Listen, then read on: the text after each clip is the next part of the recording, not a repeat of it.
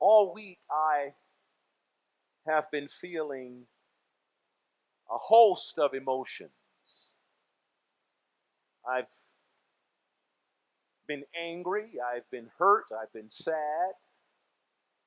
And you've probably seen it from my tweets and my Facebook posts. I've been impatient with anybody who pretends that they care about LGBTQ people. And yes, I use that word deliberately. I have been annoyed that the press has refused to say that those who were killed and injured in Orlando were LGBTQ or that they were Latino. And then I have been hopeful. I think it's because I'm a minister of the gospel that I still believe that something can change, that something can happen, something new can be birthed through us and in us. And I imagine that many of you have had those conflicting feelings too. And I know it seems weird, even in the psalm that we read, it seems like she's gone from being sad and upset then to being hopeful, being filled with praise and excitement about what God possibly can do. And so I think this Psalm 13, is an appropriate psalm for us today. For us to capture all of our competing and conflicting emotions in one sitting. To have some both and thinking about how we can feel at once sad about what has transpired and hopeful that something might just change, that something new might come out of this. And Psalm 13 is the way I think we can find our way through it. This psalm is a word of lament and complaint. And it is also a psalm of trust. It is an honest word. This psalmist is being very honest with God, very, very clear that I'm not happy about the crap that's going on, God. And she doesn't come to God with any pretense. It is a complaint. It is a lament. How long are you going to let this stuff keep happening to me, God? How long are you going to continue to let these tragedy befall me? How long must I endure this mess? Oh, she's honest. And the reason she's so honest is because she feels it. She feels God's distance. She feels God's absence. She feels God's indifference. And oh yes, we can feel it. The pain is unbearable. The shame is humiliating. And the hatred is debilitating. And then she says, I want you to answer me. Oh, I know we've been told you can't talk to God that way. But no, she's clear. Answer me, God. Why do you keep hiding your face? Why do you let this stuff happen? She wants an answer. And the answer is clear. If God does not show up, if God's distance remains, if God's absence is so felt, if God's indifference continues to be this way, I just might die. I just might die, God. And here's the thing, if I die, if I fail, then your reputation is in trouble, God. Oh, she is on a tear. If I fail, God, your reputation is on the line. Because my enemies will say, these people don't matter. If I die, oh God, Your reputation is on the line because people will say, God doesn't care about those people.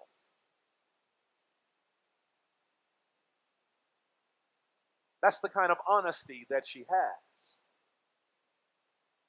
But then it lightens up. It switches very quickly. And then she says, I have trusted in your steadfast love. I don't know what she remembered. I don't know why she went from the complaint and the lament to this immediate, but I can almost guess why. Because I know she remembers something. She remembers that the people of Israel were freed from bondage in Egypt.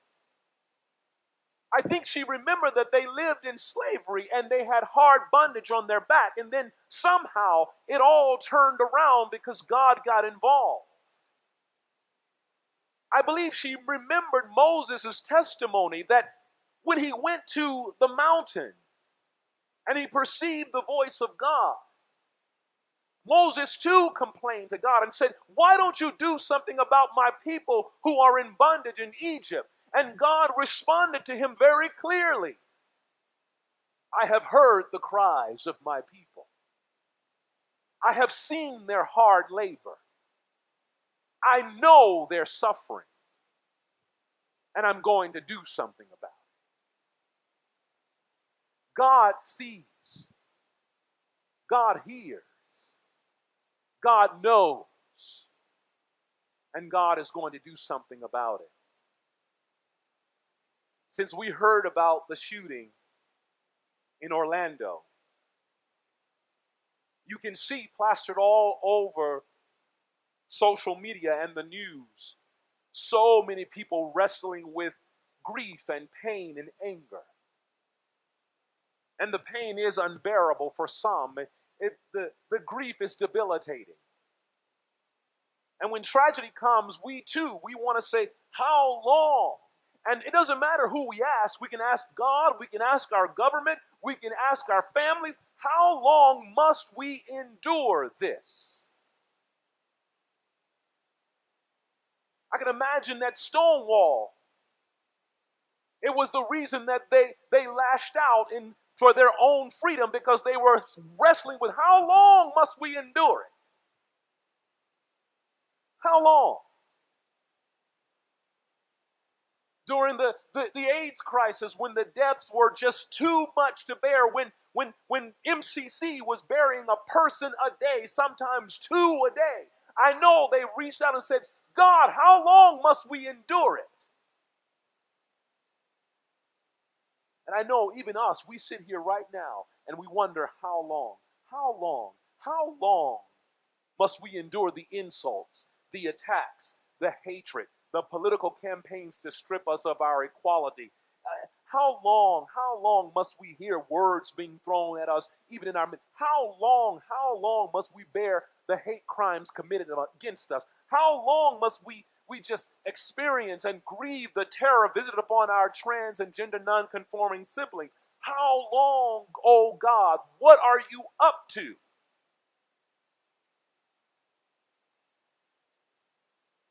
I know the questions are there. Why is it that when it seems like we take one step forward,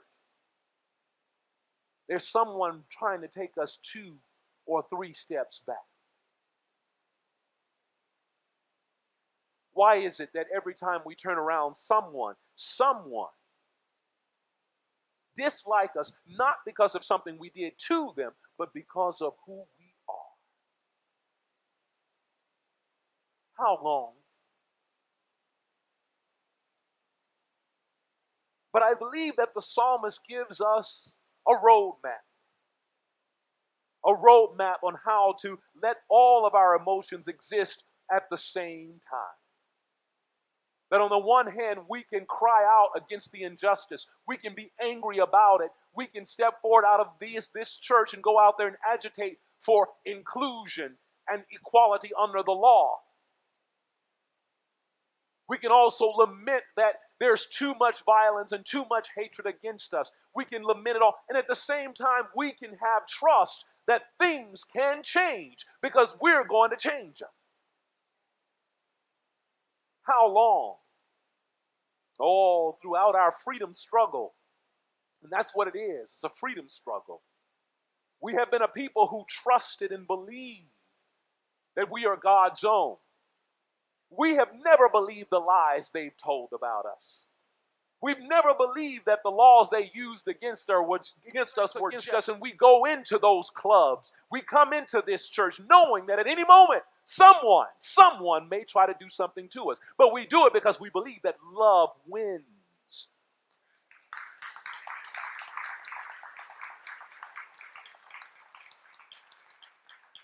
And someone will say, Pastor, well, why do you believe love wins? If life is such a challenge for you, if it seems as if God is absent, distant, and indifferent, why do you keep doing it? Because we have no choice. We love each other, so we gather together. We believe in each other, so we create community with each other. Oh, I know we give each other shade. We side-eye each other too much. We break up, and instead of doing it amicably, we yell at each other. We get on Facebook and talk about each other. We make fun of our trans siblings. We reject our queer people of color. We do it all. We have some messy stuff that we do. But the truth of the matter is, we still believe that love wins. And that's why people say, well, why do people even come out? We come out because we know that our love can't be contained. We come out and we confront all of the things that we fear the most because we know that to be who we are, to be God's beloved, we got to do it anyway.